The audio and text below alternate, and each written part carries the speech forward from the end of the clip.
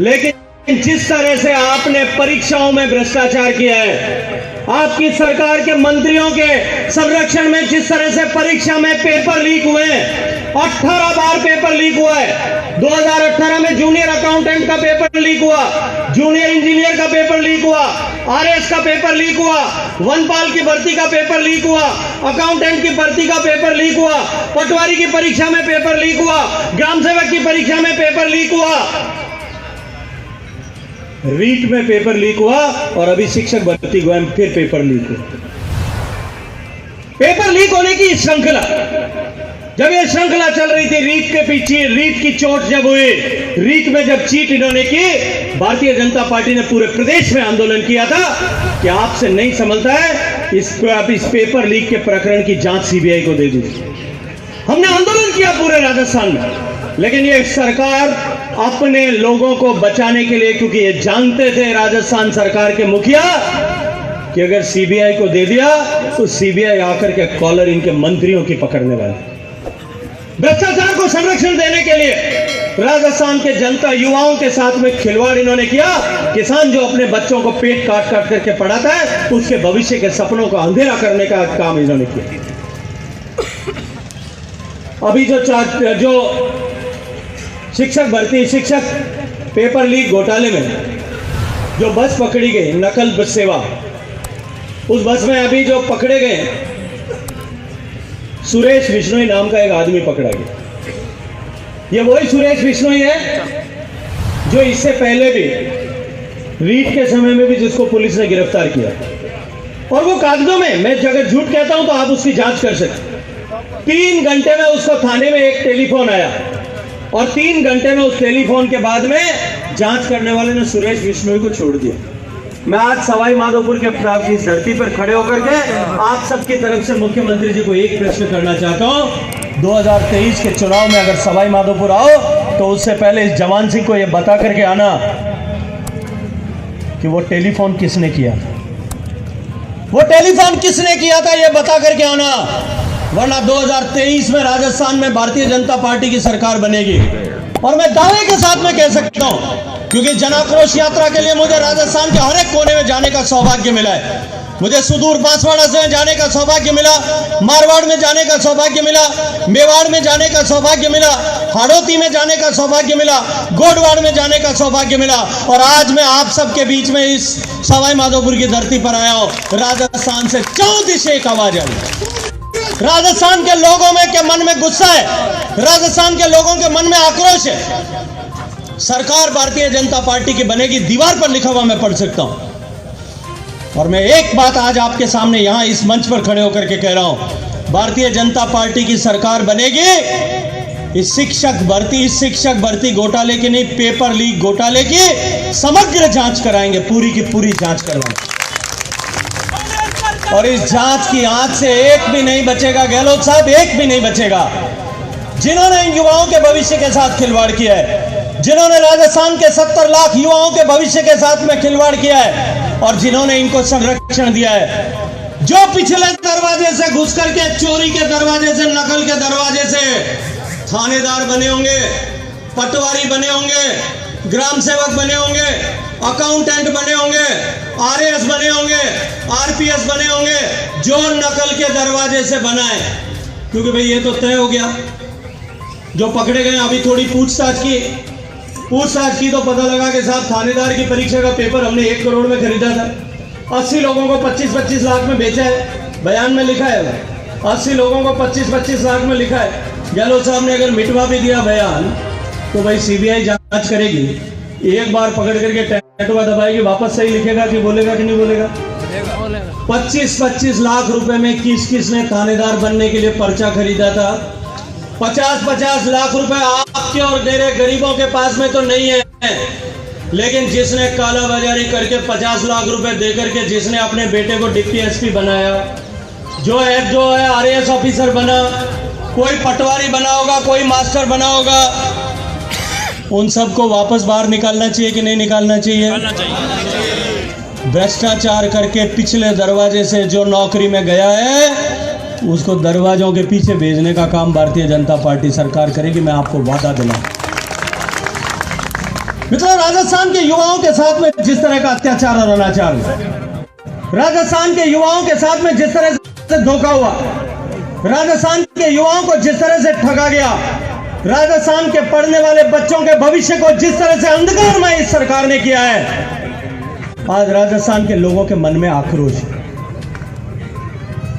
राजस्थान की माताओं बहनों को कहा था कि हम सुशासन देंगे, लेकिन सुशासन के नाम पर राजस्थान को देश की रेप कैपिटल, बलात्कार की राजधानी बनाने का काम इस सरकार ने किया। जिस राजस्थान की पहचान पन्ना धाय के बलिदान से हुआ करती थी, जिस राजस्थान की पहचान पद्मिनी के जौहर से हुआ करती थी, जहां 16,000 माताओं बहनों ने अपनी शील की रक्षा के लिए, अपनी अस्मिता की रक्षा के लिए, अपने सतीत्व की रक्षा के लिए, अपनी पवित्रता की रक्षा के लिए उन क्रूर मुगलों से, अलाउद्दीन के सैनिकों से कि हवस का शिकार होने से बचने के लिए अग्नि स्नान किया था, उससे राजस्थान की पहचान होती।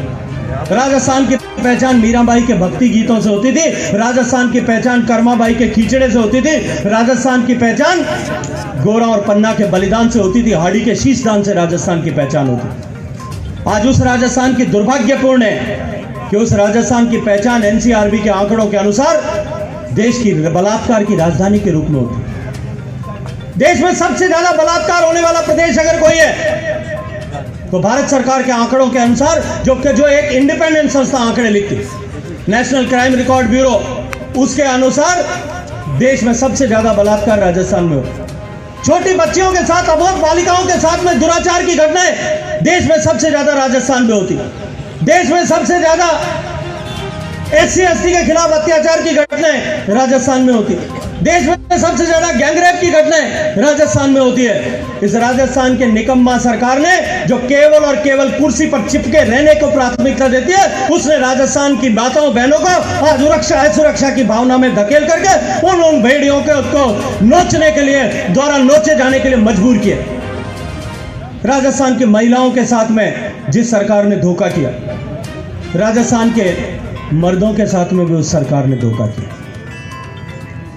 ये राजस्थान की धरती जिसके कण कण में ऐसे सूरमा पैदा हुआ, हर जाति संवर्ग में ऐसे सूरमा पैदा हुआ, जिन सूरमाओं ने अपने भुजाओं की ताकत पर इस देश में, राजस्थान में नहीं, इस देश में सनातन संस्कृति को बचाए रखने का काम किया। आदरणीय मुकेश जी अभी गौकशी की बात कर रहे थे, गौकशी की घटना का उल्लेख कर रहे थे। गाय की रक्षा के लिए, गंगा की रक्षा के लिए, गायत्री की रक्षा के लिए, गीता की रक्षा के लिए, गौरी की रक्षा के लिए, महिलाओं के सम्मान की रक्षा के लिए हमारे पूर्वजों ने अपने हंसते हंसते अपने शीश दान किए, अपनी पीढ़ियां कुर्बान कर दी। सभी जाति समाज के लोगों ने अपनी पीढ़ियां कुर्बान की होंगी, तब जाकर के ये सनातन जिंदा है। और मुकेश जी, तब जाकर के आज हम गर्व के साथ कह सकते हैं कि हम हिंदू हैं।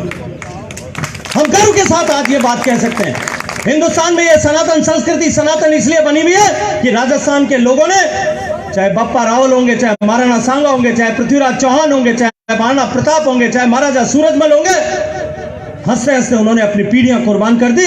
तब जाकर के आज राजस्थान में नहीं, हिंदुस्तान में ये सनातन संस्कृति जिंदा, और हम गर्व करते हैं। राजस्थान के मर्दों की बदौलत ये राजस्थान, हिंदुस्तान का सतीत्व जिंदा है। और उसी मर्दानगी को ललकारने का काम, उसी मर्दानगी के मुंह पर कालिक पोतने का काम इस राजस्थान की सरकार ने किया। मित्रों, लोकतंत्र का मंदिर होता है विधानसभा और संसद। उस विधानसभा के पटल पर राजस्थान सरकार का सबसे वरिष्ठ मंत्री, सबसे उम्रदराज मंत्री, सबसे ताकतवर मंत्री, ताकतवर इतना कि आला कमान जयपुर आए और वो अपने घर पे दाल बाटी का खाना रखे और सारे मंत्री विधायक उसके घर इकट्ठे हो जाए, सब इस्तीफा देने चले गए। और इस्तीफा देकर के इस्तीफा वापस लिया। भाई आप लोगों के यहाँ पता नहीं कहते क्या कहते हैं, मेरे यहाँ कहते हैं कि कोई काम करके और वापस ले लो तो क्या कहते हैं, थूक के। आपके यहाँ भी कहते हैं कि नहीं कहते? इकरान में लोगों ने क्या किया, इस्तीफा देकर के आए और इस्तीफा वापस लेकर के भी आ गए। कहते थूक के चाटने की इनकी आदत पुरानी नहीं। अभी 3-4 दिन पहले ACB का एक कागज निकाला था, 3 दिन तक उसको घिसने का काम किया और चौथे दिन वापस ले लिया कि नहीं लिया? इस राजस्थान की निकम्मा सरकार ने, राजस्थान की इस नकारा और भ्रष्टाचारी सरकार ने,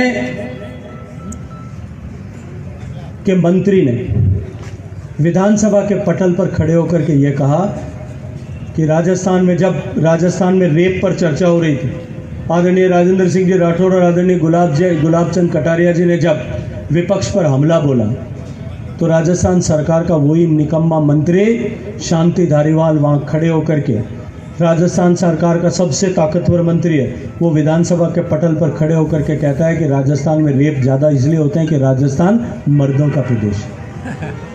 और राजस्थान के सारे कांग्रेस पार्टी के विधायक कूद कूद करके ताली बजा रहे हो। जो इस तरह की बात पर अगर ताली बजाता है वो मर्द नहीं हो सकता, वो ताली बजाने वाला होता है। और ताली बजाने वाला कौन होता है आप जानते हैं। ये राजस्थान के मर्दों को ललकारने का काम और उनके मुंह पर कालिक पोतने का काम अगर किसी ने किया है, इस कांग्रेस पार्टी की सरकार ने किया। जिस तरह से भ्रष्टाचारियों को संरक्षण देने की बात अभी मैंने की, एक फरमान जारी किया था कि राजस्थान में कोई भी भ्रष्टाचारी अगर पकड़ा जाएगा तो उसका नाम नहीं बताएंगे, उसका फोटो नहीं छापेंगे। 3 दिन तक जनता ने अड़काया। मीडिया के साथियों को भी धन्यवाद दूंगा कि उन्होंने हमारा साथ दिया। थूक करके एक बार फिर चाटना पड़ा, कल रात को वापस उस आदेश को लेना पड़ा। एक कोई साइकिल चोर को पकड़ते हैं तो सारे पुलिस वाले थाने के बाहर बैठ करके उसको बिठा करके फोटो खिंचवाते हैं और कहते हैं कि भ्रष्टाचारी जिसको रंगे हाथों पकड़ा उसका फोटो नहीं छापोगे, कि मानवाधिकार है। आपका मेरा छोटा भाई अगर कहीं छोटा मोटा कोई घटना में कोई हेलमेट नहीं लगाया और पकड़ में आ जाए तो उसका फोटो अखबार में छापेंगे, उसका मानवाधिकार नहीं। झूठे मुकदमे जिन लोगों के दर्ज करा करके आपने जेल में भेजा, चाहे एनडीपीएस के मुकदमे में पिंडवाड़ा और सिरोही में जिस तरह से झूठे लोगों को जेल भेजा, जिस तरह से आपके यहाँ पता है नहीं है कि नहीं भाई, मेरे यहाँ तो मेरे यहाँ एक विधानसभा होती है लोहावल, एक विधानसभा होती है पोखरण। आपके जो सचिन पायलट साहब के साले मोहम्मद साहब हैं, साले मोहम्मद नाम है उसका, साले नहीं हो, साले मोहम्मद नाम है, तो सचिन पायलट साहब के साले मोहम्मद साहब, उनके यहाँ अगर कोई फेसबुक में एमएलए के खिलाफ एक लाइन लिख दे तो उसके घर पे शाम को पुलिस आ जाती है। 100 लोग ऐसे होंगे, 100 लोग।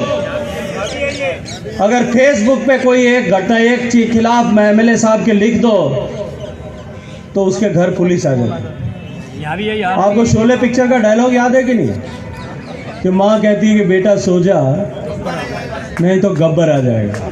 आजकल माँ ये नहीं कहती गब्बर आ जाएगा, आजकल कहता है फेसबुक पे लिखा तो थानेदार आ जाएगा। रात को पकड़ करके उसको बंद कर देंगे। लोकतंत्र की हत्या करने का काम ये लोग करते। लेकिन इतना होता तो भी हम शायद मान लेते। भ्रष्टाचारियों को बचाने के लिए इस राजस्थान की सरकार ने कीर्तिमान गढ़े, कीर्तिमान। जितने भ्रष्टाचारी अब तक पकड़े गए, पुलिस के लोगों ने अपनी जान पर खेल करके उनको रंगे हाथों गिरफ्तार किया।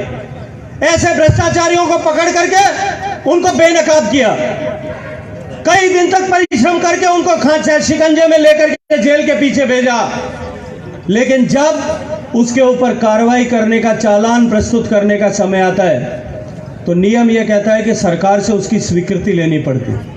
आज राजस्थान की कुल भौगोलिक, राजस्थान को पूरे आप अगर ज्योग्राफिकली बांट दो और राजस्थान में जितने भ्रष्टाचारी पकड़े गए, मैं सिर्फ पकड़े गए की बात कर रहा हूं, जितने भ्रष्टाचारी हैं उनकी बात नहीं कर रहा हूं। उनकी बात करूंगा जब तो जहां कंकर फेंकोगे वहां भ्रष्टाचारी मिलेगा राजस्थान में। लेकिन जितने पकड़े गए अगर उससे भी भाग दे दो तो हर 12 किलोमीटर में एक भ्रष्टाचारी है। और राजस्थान की इस वर्तमान भ्रष्टाचारी सरकार ने उन भ्रष्टाचारियों को बचाने में भी कीर्तिमान बनाया है। सबसे ज्यादा भ्रष्टाचारियों को बचाने के लिए अभियोजन स्वीकृति देने से इनकार करने में अगर कोई 1 नंबर पर प्रदेश है तो ये राजस्थान।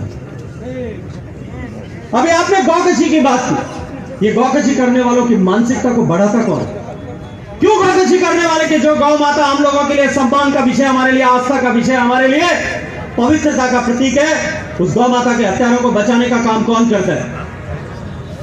वो ऐसी मानसिकता के लोग करते हैं जिन मानसिकता के लोगों को रामनवमी पर जब करौली में जुलूस निकाला जाता है, उस जुलूस पर पत्थर फेंकने वालों को, उस जुलूस पर पेट्रोल बम फेंकने वालों को, उस जुलूस के बाद मोटरसाइकिल जलाने वालों को, उस जुलूस के बाद दुकानें जलाने वालों को, गाड़ियां जलाने वालों को, लोगों के घर में पेट्रोल बम फेंकने वालों को जो संरक्षण देते हैं वही देते। और वो जो संरक्षण देते हैं उसके चलते करौली में दंगा होता है, भीलवाड़ा में दंगा होता है, दोबारा दंगा होता है, जोधपुर में दंगा होता है, उदयपुर में उस कन्हैया लाल बेचारे के बार बार गुहार लगाने के बाद में भी उसी से माफीनामा लिखवाया जाता और अंततः उसका गला काट करके सिर धड़ से अलग कर दिया जाता। ये ऐसी मानसिकता को जाकर प्रश्रय कौन देता है? ऐसी मानसिकता को प्रश्रय ये वर्तमान की अशोक गहलोत सरकार देती है, क्योंकि इनको हम हिंदुओं से, हम जो है बहुसंख्यकों से कोई लेना देना नहीं है, केवल और केवल अपने वोट बैंक की राजनीति करनी। लेकिन मैं पूछना चाहता हूं गहलोत साहब कि जब राजस्थान में उस गरीब अनुसूचित जाति के बेटी के ऊपर बलात्कार हुआ था, 6 लोगों ने गैंगरेप किया था, तब आपकी सरकार के मुखिया सवाई माधोपुर में टाइगर के बच्चों की अटकेलियां देख रहे, 50 किलोमीटर दूर जाकर के उसके आंखों पहुंचने के लिए क्यों नहीं गए? ये जो राजस्थान की नकार और निकम्मा सरकार है मित्रों, इस सरकार के खिलाफ जनता के मन में आक्रोश है। एक जनप्रतिनिधि चुना जाता है, चाहे वो पंच होगा, सरपंच होगा, पंचायत समिति सदस्य होगा, जिला प्रमुख होगा, प्रधान होगा, जिला परिषद का सदस्य होगा, विधायक होगा, सांसद होगा, जनप्रतिनिधि चुना जाता है। चुने जाने के बाद में छोटा मोटा काम सब अपेक्षा करते हैं, शायद कभी कोई काम न कर पाए। सरपंच साहब मोटरसाइकिल लेकर के जा रहे हो, गर्मी का टाइम हो, और प्रभुलाल जी कोई आदमी अगर गांव का वोटर वहां खड़ा हो और सरपंच साहब उसको देखें, नीट काला चश्मा लगाए हुए ढुर्र से चले जाए, अगले दिन वो नाराज होगा कि नहीं होगा? वो कहेगा सरपंच साहब मैं धूप में खड़ा था, मेरे को भी बिठा के ले जाते, आप अकेले क्यों जा रहे थे? लेकिन वो अकेले जाते हैं तो जनता, तो वो कार्यकर्ता नाराज होता है, तो उसका अधिकार है।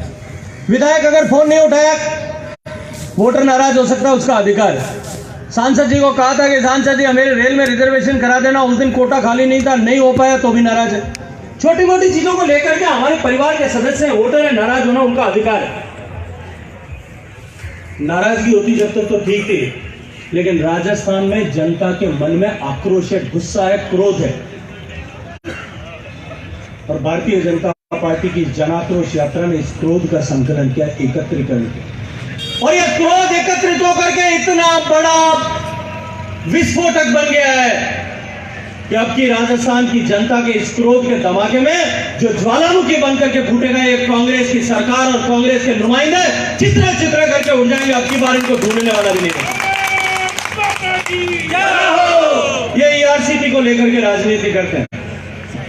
मैं आज इस पूर्वी राजस्थान की धरती पर खड़े होकर के इसका सच आप सबके सामने रखना चाहता हूं। ईआरसीपी की परियोजना बनी, आदरणीय वसुंधरा जी की सरकार थी, उन्होंने परियोजना बनाई, परियोजना बनाई गई। किसी भी परियोजना को राष्ट्रीय परियोजना बनाने के लिए उसमें एक चीज आवश्यक होती है कि 2 लाख एकड़ नई सिंचाई की क्षमता, 2 लाख हेक्टेयर नई सिंचाई की क्षमता सर्जित होनी चाहिए। रिकॉर्ड करना, सबको सुनाना, 2 लाख हेक्टेयर नया सिंचाई का रकबा बनना चाहिए। राजस्थान के हिस्से में जितना पानी आता था, उस पानी के हिसाब से राजस्थान में 2 लाख हेक्टेयर सिंचाई की सुविधा नहीं बनी। जो हिस्से में राजस्थान के पानी नियम कानून के हिसाब से आता है, 13 जिलों के हर घर तक पीने का पानी पहुंचाना, आने वाले 2050 तक हर घर तक पानी पहुंचाने के लिए जितना जरूरत है उतना पानी, जितने उद्योग कल कारखाने उनके लिए पानी, जो भविष्य में लगेंगे उनके लिए पानी, और किसान के खेत के लिए पानी। अगर सारे पानी को जोड़ दिया जाए, पानी कम पड़ता था। आदरणीय वसुंधरा जी ने कि एक बार प्रयास करके देखते हैं, और एक योजना बनाई कि हम अपने क्षमता से ज्यादा पानी मध्य प्रदेश से आग्रह करके ले लेंगे, और योजना भारत सरकार में भेजी। भारत सरकार ने मूल्यांकन किया और वसुंधरा जी के राज के समय लिख करके भेज दिया कि या तो आप अनुमति ले लो मध्य प्रदेश से कि भाई उसके हिस्से का पानी आप उपयोग करें, तो कोई जो है आपको कोई तकलीफ नहीं है, मध्य प्रदेश को कोई तकलीफ नहीं है, वरना इसको जितना आपके हिस्से का पानी बनता है आप बना करके ले आओ। वसुंधरा जी की सरकार, चुनाव आ गया, चुनाव के बाद में सरकार चली गई, सरकार कमलनाथ की बनी, 3 महीने बाद में मैं मंत्री हो गया। मैंने गहलोत साहब की सरकार को पत्र लिखा, मैंने गहलोत साहब के सरकार को के अधिकारियों को मीटिंग का में बुलाया, पहली बार नहीं आए, दूसरी बार बुलाया, तीसरी बार बुलाया, जयपुर खुद मीटिंग करने के लिए गया कि आपसे दिल्ली नहीं आया जाता, शायद राजस्थान सरकार के पास भाड़े के पैसे नहीं होंगे, मैं अपने अधिकारियों को लेकर के आता हूं। मैं वहां बैठा, लेकिन मीटिंग में नहीं आए, न मंत्री आया न मुख्यमंत्री आया, दोनों मीटिंग में नहीं आए। गहलोत साहब की सरकार के अधिकारी आए, मैंने उनसे कहा कि ठीक करके लेके आओ योजना, ठीक करके लेके आओ, मैं स्वीकृति कराता हूं। केवल स्वीकृति नहीं कराऊंगा, स्वीकृति के बाद में भारत सरकार के नियम के अनुसार राष्ट्रीय परियोजना घोषित होने पर 60% पैसा भारत सरकार देती है, 40% पैसा आपको देंगे, मैं पैसा दिलाने का भी काम करूं। वो आज तक ठीक करके नहीं लेके। अब मेरे को एक बात बताओ भाई, तुम्हारे यहाँ पे कौन सी कॉलोनी होती है? जो आदर्श नगर कॉलोनी होती है कि नहीं होती? या ये कोई और कौन सी कॉलोनी होती थी? लाल मंदिर कॉलोनी। बढ़िया कॉलोनी कौन सी थी? सबसे महंगा आदर्श नगर। आदर्श नगर में जवान सिंह के पास में, जवान सिंह एक बात बता मेरे को आज, कि जो है हमारे मान सिंह जी मीणा के पास में आदर्श नगर में एक प्लॉट है, ये विधायक थे, इन्होंने खरीद लिया। 60 फुट बाई 90 फुट का प्लॉट है। 60 फुट बाई 90 फुट के प्लॉट पर नक्शा बनाने के लिए इन्होंने नगर पालिका को भेज दिया। नक्शा बनाया, नक्शा नवीन से आर्किटेक्चर नई योजनाओं को राजस्थान में लागू करने के दृष्टिकोण से राजस्थान देश के पहले, दूसरे या तीसरे नंबर पर होता है। माननीय मोदी जी की सरकार ने जो योजनाएं प्रारंभ की थी, चाहे हर व्यक्ति के घर में शौचालय बने, इसके के निमित्त योजना प्रारंभ की थी ताकि हम अपनी माताओं बहनों को नित्य प्रतिदिन गरिमा के साथ समझौता करने के अभिशाप से मुक्त कर सकें। हर एक घर तक बिजली का खंभा पहुंचे, इस लक्ष्य को लेकर के बिजली पहुंचे, इस लक्ष्य को लेकर के जो दीनदयाल ग्राम ज्योति योजना, हर घर तक गैस का चूल्हा पहुंचे, माताओं बहनों को लकड़ियां इकट्ठा करने और धुएं से मुक्ति मिले, उज्ज्वला योजना, हर गरीब को घर मिले, हर गरीब के घर में बैंक का खाता खुले। ऐसी तमाम योजनाओं के माध्यम से जिस तरह से समाज के गरीब व्यक्ति के जीवन में परिवर्तन लाने के लिए काम किया था, उन सब योजनाओं के, मैं नहीं कहता आंकड़े उठा करके देखिए, उन सब योजनाओं को धरातल पर उतारने के लिए जिस राज्य ने सर्वाधिक परिश्रम किया, जिस राज्य ने सर्वाधिक प्राथमिकता के साथ में काम किया, उन राज्यों की श्रृंखला में पहले, दूसरे या तीसरे पायदान पर सभी योजनाओं के क्रियान्वयन में राजस्थान हुआ करता। 2018 का चुनाव हुआ, चुनाव में शायद मंच पर बैठे हम लोगों से कहीं कोई चूक रही हो, या मंच के सामने बैठे हुए मेरे भारतीय जनता पार्टी परिवार के सदस्य, मेरे कार्यकर्ताओं से, समर्थकों से कहीं मन में कोई चूक रही होगी, या कहीं किसी तरह का कोई विषय रहा होगा कि उसके चलते जो काम हमने किए थे, जिस यशस्वी तरीके से भारतीय जनता पार्टी की सरकारों ने काम किया था, वो काम हम लोगों को धरातल तक नहीं पहुंचा पाए, लोगों के जो है दिल और दिमाग तक उस बात को नहीं पहुंचा पाए। या फिर कहीं जिस तरह के छलावा उस समय चुनाव के समय में कांग्रेस पार्टी के लोगों ने किया था, जिस तरह के झूठे सब्जबाग दिखाए गए थे, जिस तरह के झूठे सपने किसानों को दिखाए गए थे, जिस तरह के झूठे सपने युवाओं को दिखाए गए थे, जिस तरह के झूठे वादे माताओं बहनों के साथ में किए गए थे, जिस तरह के झूठे सब्जबाग राजस्थान के भविष्य को लेकर के दिखाए गए थे, वो कोरे सपनों के झांसे में आकर के हम राजस्थान के लोगों ने कहीं न कहीं कोई न कोई चूक की। उस चूक का परिणाम आज ये हुआ है, चाहे मेरी गलती हो या तेरी गलती हो, गलती का खामियाजा राजस्थान के करोड़ों लोगों को भुगतना पड़ा, घूंट पीने और खून के आंसू रोने के लिए मजबूर हो। आज राजस्थान में जिस तरह के हालात बने, कांग्रेस की ये वर्तमान सरकार जिसने सरकार में आने के लिए जो झूठा वादा किसानों के साथ में किया था, अभी आदरणीय प्रभुलाल जी चर्चा कर रहे थे, 10 का धोखा राजस्थान के किसानों के साथ हुआ। कर्ज माफी तो हुई नहीं, कर्जा वसूल करने के लिए जब बैंकों ने जमीनें नीलाम करना प्रारंभ किया, तो राजस्थान में कन्हैयालाल जाट से लेकर के अनेक किसान ऐसे होंगे जिन्होंने फेसबुक पर या सोशल मीडिया पर लाइव करके अपने प्राणों का उत्सर्ग कर दिया।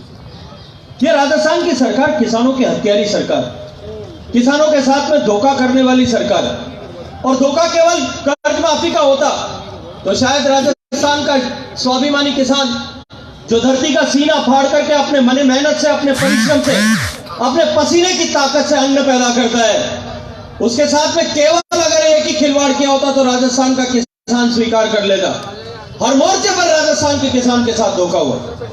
हम बिजली का बिल नहीं बढ़ाएंगे, राजस्थान के किसानों से यह वादा किया गया था, और ये मैं नहीं कहता, कांग्रेस के जन घोषणा पत्र में लिखा गया। लेकिन पिछले 4 साल में चोर दरवाजे से, पिछले दरवाजे से आपकी जेब तराशने का काम, किसानों की जेब तराशने का काम इन्होंने किया। और किसान ही नहीं, साधारण मानवी के भी विजय के घर पर जेब पर डाका डालते हुए बिजली का बिल बढ़ाने का 10 बार काम इन्होंने किया। मैं अभी हुनियारा में बात कर रहा था, मुझे याद आया अभी राजस्थान में कुछ मेरे यहाँ जोधपुर में कुछ जगह पर चुनाव हो रहे, शहर में चुनाव था। मैं चुनाव के समय में एक वार्ड में शाम को चुनाव प्रचार में गया था। भारतीय जनता पार्टी का कार्यकर्ता होने के नाते, स्थानीय सांसद होने के नाते मेरा कर्तव्य था, मैं वहां गया।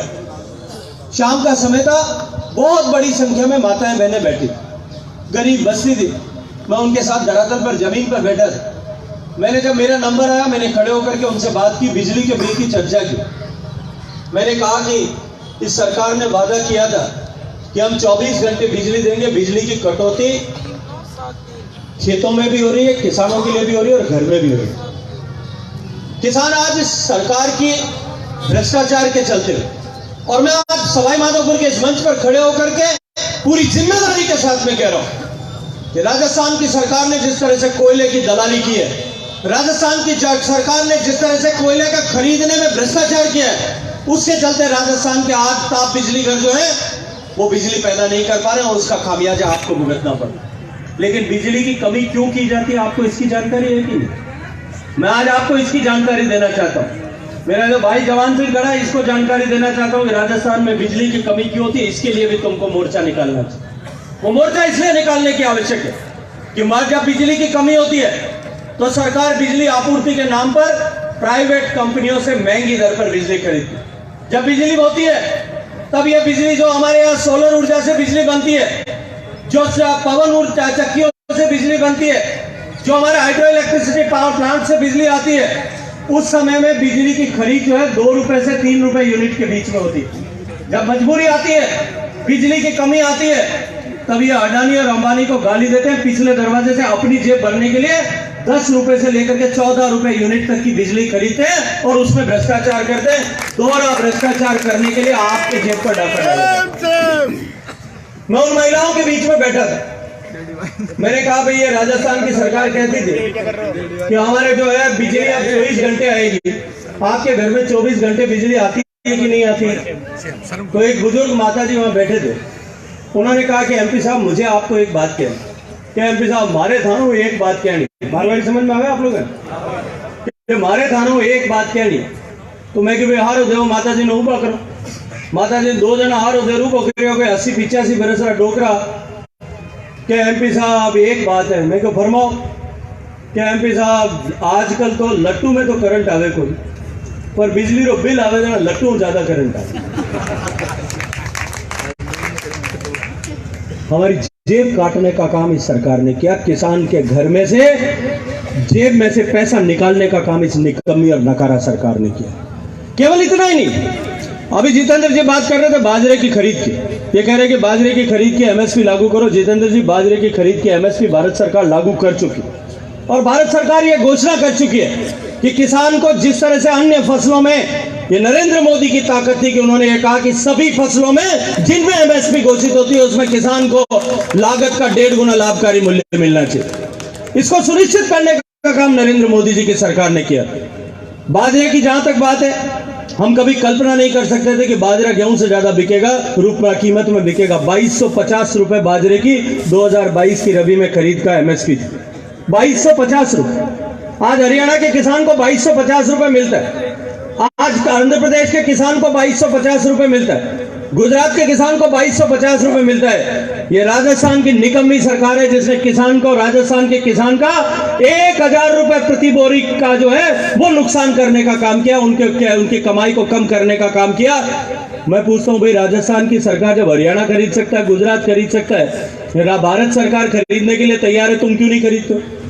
भारत सरकार पैसा देने के लिए तैयार है, तुम क्यों नहीं खरीदते हो? राजस्थान देश में सबसे ज्यादा बाजरा पैदा करने वाला प्रदेश है। राजस्थान के बाजरा पैदा करने वाले किसानों के जेब में डाका डालने का काम, राजस्थान के किसान के बेटे को भूखा मारने का काम इस राजस्थान की निकम्मा सरकार ने किया। केवल इतना ही नहीं है, केवल इतना ही अगर होता तो भी शायद राजस्थान का किसान स्वीकार कर लेता, लेकिन राजस्थान के किसान का बेटा, जो किसान अपना पेट काट काट करके, पेट पे गांठ बांध करके अपने बच्चों को पढ़ाता है, पढ़ाने के लिए स्कूल में भेजता है।